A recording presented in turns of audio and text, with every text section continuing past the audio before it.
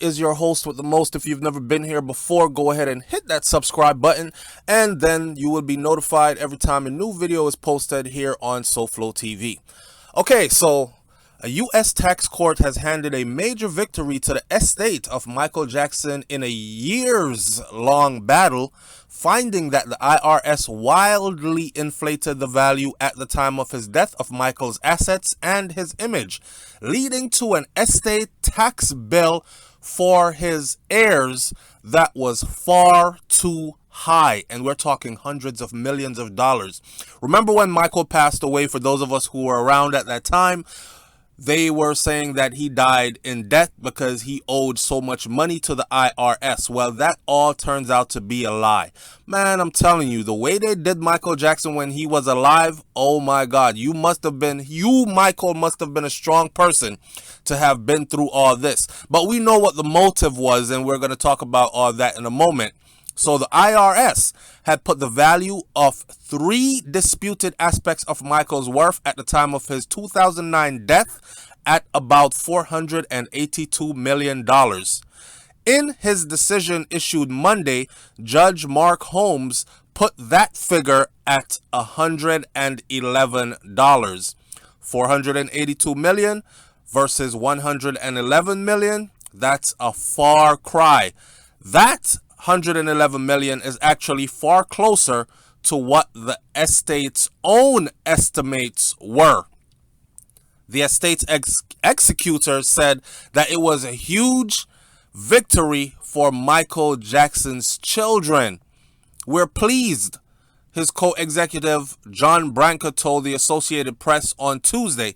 We always try to do the right thing. We tried from the beginning to follow the IRS rules and regulations, and we relied on the best experts possible.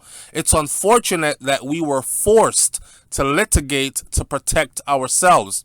The judge was most disagreed with the IRS's over the value of Michael Jackson's image and his likeness. So while the IRS put it at $161 million, Holmes ruled that it was just $4.15 million. Huge inflation by the IRS. $161 million versus $4.15 million. He noted that despite Michael's acquittal on all counts at his 2005 trial for child molestation, the allegations continued to dog Michael and give him a hard time earning. And while Michael Jackson was actually selling all these tickets to his dates that were planned for his world tour, which was supposed to happen right before he passed, he could not find a sponsor or a merchandise partner because of those false allegations. Many people have come out today to say that they were paid to act as if, and to say that Michael had molested them as children, and this is where this stands today. The fact that he earned not a penny from his image and likeness in 2006, 2007, 2008, and then passed away in 2009 shows the effects those allegations had and continue to have until his very time of death.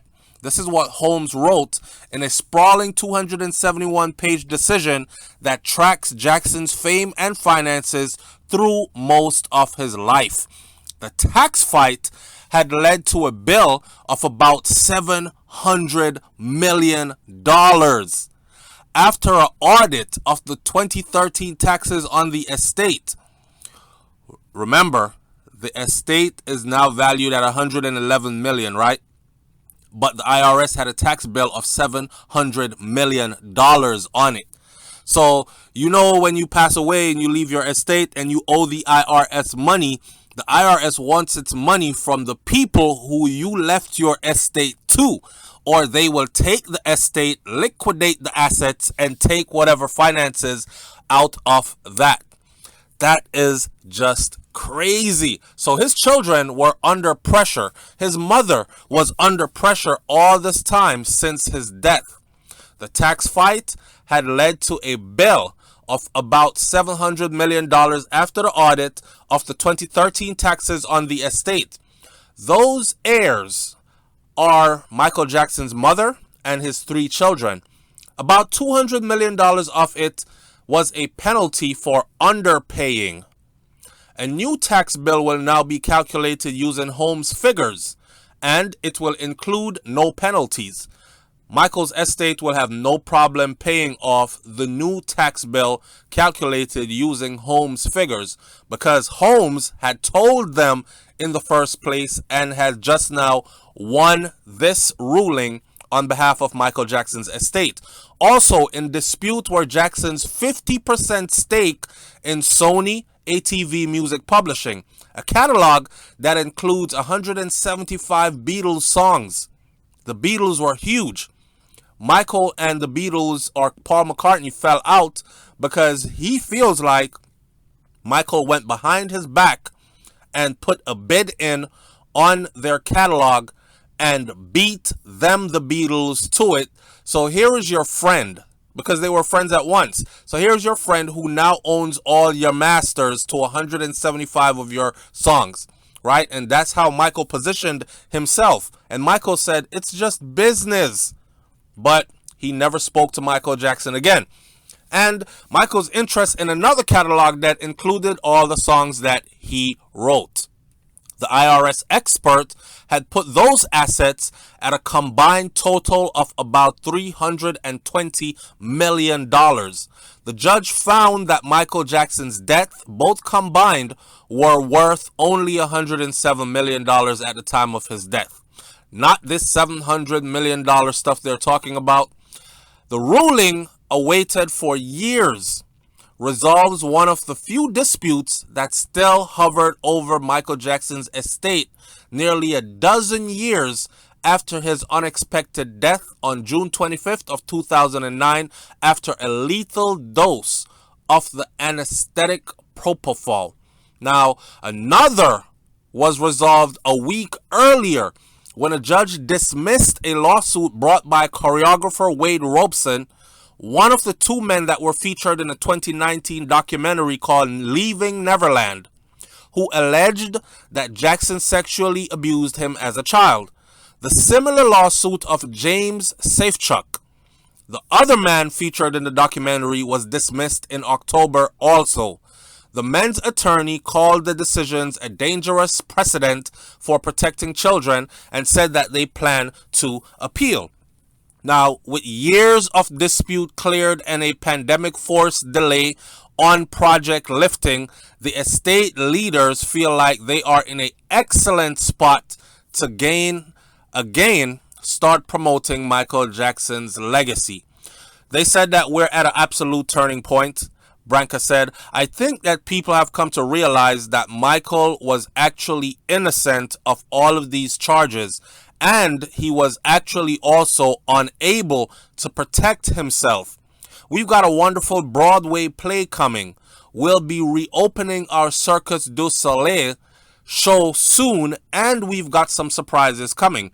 The judge noted that the huge success that the estate has seen since Michael Jackson's death through such shows, a hit concert film, and several strategic decisions to sell assets. However, he said that the IRS appeared.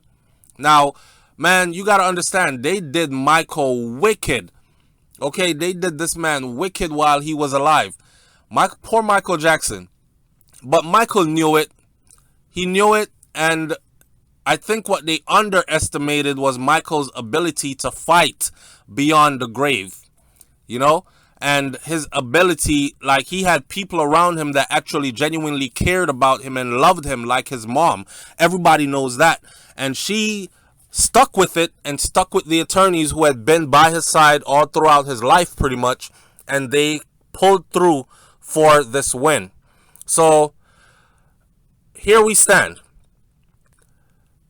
However, she said that the IRS appears to be factoring those successes into its decision rather than considering only the circumstances at the moment of Jackson's death. So there's a little bit more there to fight about when things were considerably more grim after several years of waning popularity, poor management, and reckless spending from Jackson. The judge mocked the estate's initial valuing of Michael Jackson's image and likeness at only $2,000. However, saying that it was putting one of the best known celebrities in the world, the king of pop, at the price of a heavily used 20-year-old Honda Civic. Listen, I hope his estate gets every penny. We already know what this is. I believe it was Griffin, the comedian Griffin, that said, "You will not escape, and no black man will escape." Michael had a tumultuous life as far as his image was concerned, as far as identity was concerned, but he was a stellar performer, and he was definitely one of the best songwriters that we have ever seen. And from that came a whole lot of money, and all he wanted to do was own the rights to all his stuff. Getting into a fight with an entity like Sony, you are going to pay a huge price. Let's name a few people. Prince. Do you see the way Prince passed away? Whitney Houston. Do you see the way Whitney Houston passed away? Michael Jackson. And that's just naming a few. There are others, but we'll leave it right there for now. So to all the Michael Jackson fans who were feeling a bit bummed and a bit down because this man who lived such an exemplary life and such an extraordinary life seemed to be bigger than life itself while he was alive, Michael passed and his name was left dragging through the dirt. Now there can be some kind of a closure and some kind of a clear up, and his children can definitely get to what is rightfully theirs. I don't care if you want to say they're not his kids. That's not my business. What I care about is that his estate gets what it's worth, and his mother and his 3 children are actually the beneficiary of that estate. Leave your comments in the comment section below. Tell me what you think about this one. It's SouFLoTV. I'm out. Peace.